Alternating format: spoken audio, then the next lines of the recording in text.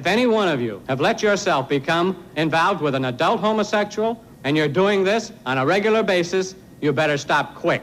Because this is one thing you cannot get away with, and the rest of your life will be a living hell.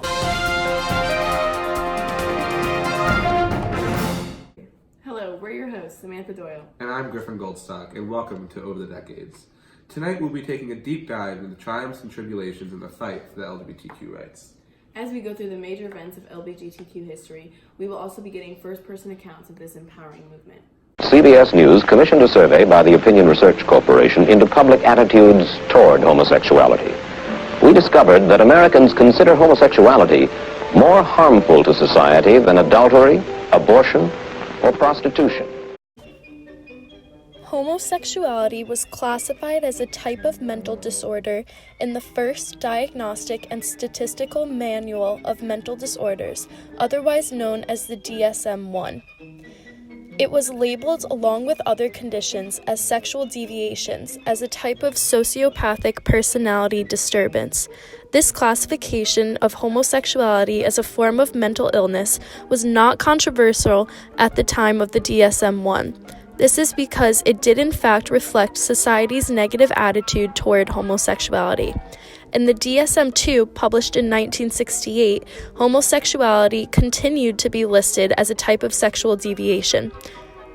Throughout this time period, many anti-gay promotional videos were created to warn boys and girls about the dangers of homosexuality. That looks innocent enough, doesn't it? But sometimes there are dangers involved that never meet the eye.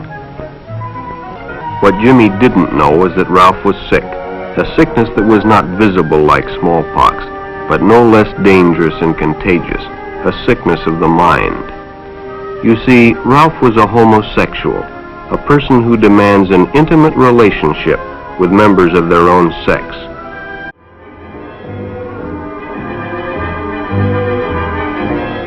Bobby had made a wise decision. It may have saved his life. The decision is always yours, and your whole future may depend on making the right one. One never knows when the homosexual is about. He may appear normal, and it may be too late when you discover he is mentally ill.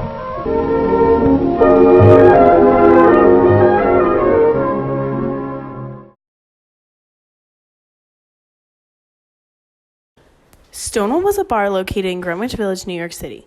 Stonewall was a safe haven for homosexuals, and they could openly express themselves and socialize without worry.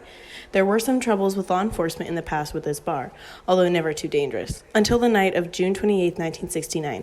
That all changed when law enforcement raided the bar and vigorously hauled patrons and employees out. This led to 6 days of protests with law enforcement. One survivor talks about the difference in 1 year after the riots. The reason why so many gay men went to Stonewall was that it was pretty much the only dancing bar in town.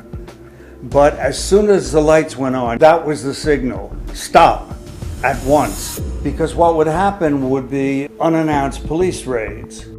The police would often just barrel through, throw customers, throw them, push them against the side of the wall, march back and forth through the bar, spreading terror. That kind of message you internalize. There were only something like 5 or 6 cops, but this time, instead of the gay people in the bar freezing, somebody started to fight back, and that very quickly spread. So the police, themselves now frightened, took refuge inside of Stonewall. By this time, the mob outside was howling for blood, for revenge. And so it went. There were at least 3 nights over that 6-night period in which there were massive demonstrations. And the Stonewall riots became immediately symbolic.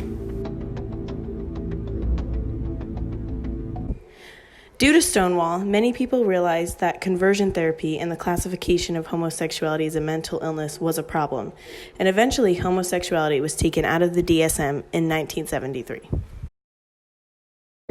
And now, a word from our sponsors. Let's all go to the lobby. Let's all go to the lobby. Let's all go to the lobby to get ourselves a treat. Delicious Coca-Cola. So bright and bracing with the tang and tingle unmatched by any other beverage. Enjoy ice-cold Coca-Cola at our refreshment stand right now.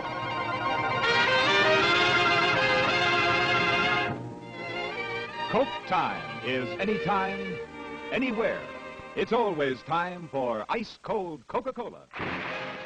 And for fast refreshment, there's just nothing like a frosty bottle of Coca-Cola. So tangy in taste, so ever fresh in sparkle. Coke has a distinctive flavor that's never been equaled. Coke is that's the way it should be. Coca-Cola, that's the world wants to see. Oh yeah, real thing. Coca-Cola, that's the way it is. Can you believe it? They're still trying to compare themselves to Coca-Cola. But these guys tried it, these guys tried it, these guys tried it, these guys tried it too, and these guys are still comparing themselves to Coca-Cola.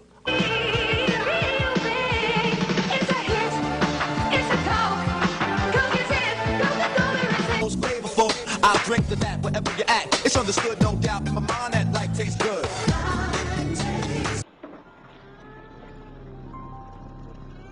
What else haven't I done? Hello? Doris? Yes? I've always loved you. I'm your real dad. Welcome back. In the second half of our segment, we'll be talking about Matthew Shepard's murder. We will also be discussing the Supreme Court case Obergefell v. Hodges, which legalized same-sex marriage in all 50 states. We will also be discussing the tragic event of the Pulse nightclub shooting that rocked the city of Orlando a couple years ago.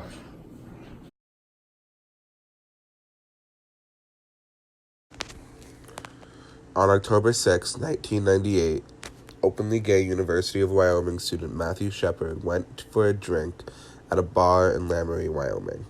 He went alone as he could not persuade his friends to go out with him. The next day, he was found tied to a fence after getting his head beaten in by a revolver. This created a national call to stop hate crimes against gay people and people of color. Because of the deaths of Matthew Shepard and James Byrd Jr., the Matthew Shepard and James Byrd Jr. Hate Crime Prevention Act was signed into law by President Obama. Still to this day, we feel the effects of Matthew Shepard. He brought the conversation of LGBTQ rights to the doorstep of our president once again, showing it was time for change. October 12, 1998, my firstborn son and hero died. I'm Matthew Shepard. The Laramie Project, a landmark play, explores the events surrounding the murder of University of Wyoming student Matthew Shepard. Go home and give your kids a hug. And for the first time, Matt's father, Dennis Shepard, is reading his part. It's been 20 years since the tragedy rocked the country and began to reshape the way we think about hate crime. It's hard when you say it out loud that it's been 20 years, that we've been without Matt almost as long as we had Matt. That's really heartbreaking for me. On the night of October 6, 1998, two men targeted and abducted Matt, driving him to a remote area east of Laramie, Wyoming. Jason Marsden leads the foundation that bears his friend's name. They reached a dead end toward the end of this road and took Matt out of the truck, tied him to a buck fence that's just out here past this hillside behind me, and hit him in the head 19 to 21 times with the butt end of a .357 pistol. Matt was tortured and left to die, found by a bicyclist after 18 hours. He never regained consciousness and died 5 days later. At 12:53 a.m. this morning, Matthew Shepard died. The tragedy would become one of the most notorious anti-gay hate crimes in American history. You need some preaching, my friend. Matt's funeral and the murder trials, which led to multiple life sentences, dominated the media. Everybody, male and female, could look at Matt and see something that was similar to what their experiences were. The correspondence we got was easily half from the straight community. I didn't know this was happening. I had no idea. It was ignorance. Mainstream media had not at all covered the gay community outside of the AIDS pandemic and the pride parades once a year. The Shepards' lives were altered forever. They would go on to lead an activist movement that, more than a decade later, would result in passage of the Hate Crimes Prevention Act, a federal law against bias crimes directed at LGBT people. You know, I just saw this very bright, intellectual, worldly young person.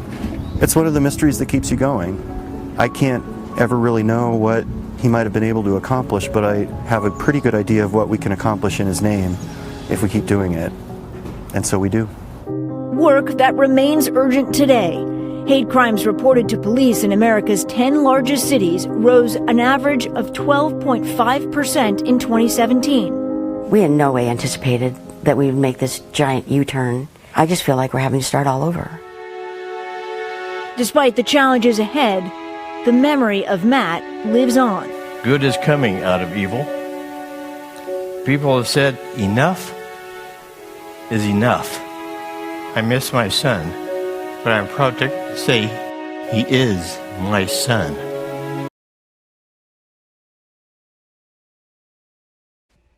On June 26, 2015, the lives of all members of the LGBTQ+ community changed forever. As many gathered on the steps of the Supreme Court and others watched from their TVs, the world seemed to stop. On June 26, 2015, the Supreme Court of the United States, the highest law of the land, announced that there would no longer be a ban on same-sex marriage in any of the 50 states. The decision was 5-4.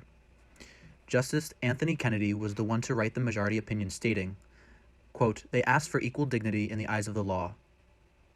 The Constitution grants them that right," end quote.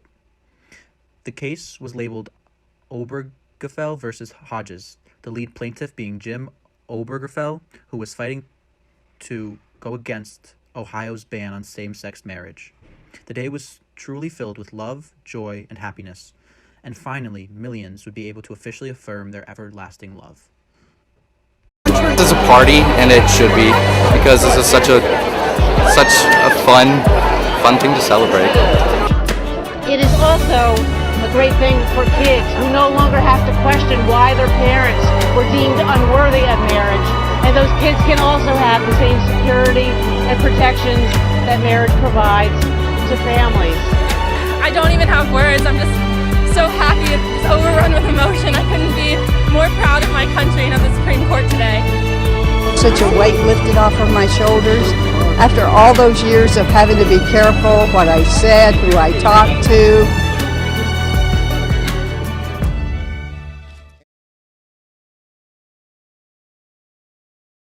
It was June 12, 2016 in Orlando, Florida. Pulse nightclub was alive, filled with people of all walks of life celebrating their identity. It was supposed to be a night filled with love and memories. Instead, it was filled with horror, bullets, and trauma. At around 2 a.m., Omar Mateen, a 29-year-old pledged to ISIS, entered the bar with an assault rifle. After a 3-hour standoff resulting in Mateen's death, he had managed to kill 49 and wounded 53.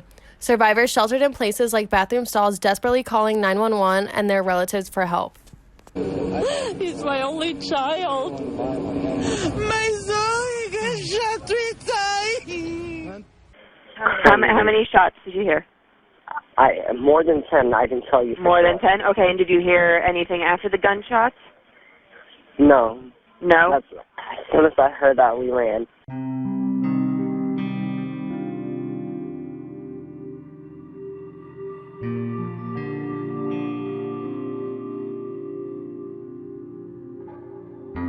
Yes, I live in Tampa, Florida, and my daughter just called me to tell me that there has been a shooting at Pulse nightclub. I don't know if y'all have gotten a call on that. Yes, we have. Is your daughter there? My daughter was there. She said apparently she's been shot twice. Is the Pulse nightclub. My girlfriend's in the bathroom. There are now 4 dead in the bathroom and 2 shot. They're bleeding now. If somebody doesn't get there soon, they're gonna die. Okay, sir, we have. And this is like the 5th time of. All right, sir, we have people. We have people there. When did she contact you? I just finally got able to spoke with her again, and there's nobody in the nightclub. Yes, my son was shot in the club in the Pulse in Orlando, and he's still in the bathroom when he's bleeding. He got shot. Nobody's going in for. Then in the next clip, sounds of a confrontation with gunman Omar Mateen, who was holding hostages.